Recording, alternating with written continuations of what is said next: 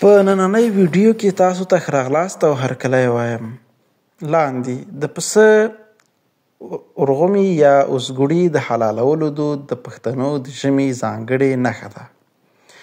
په پښتني سیمو کې د ژمي له راتګ سره یو زوړ او ښکلی دود بیا راژوندی کیږي. دا دود د پسه مژه یا اوزګوړي بلل کیږي.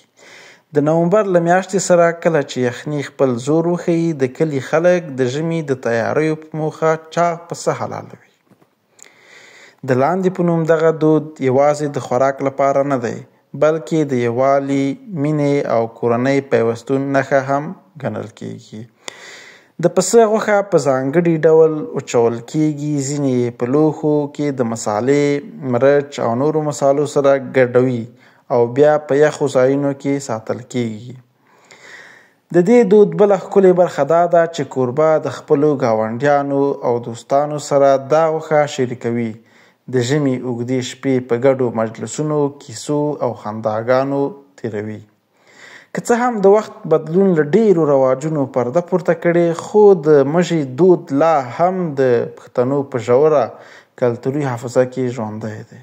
دا یوازې د ژمي یو تیاری نه دی، بلکې د پښتني میلمستیا، یووالي او کورنۍ خوښۍ یوه ژوره نښه ده. هیله ده چې دا ویډیو خوښه شوې وي. د نورو ویډیوګانو لپاره زموږ چینل درسره سبسکرایب، ویډیو لایک کړئ.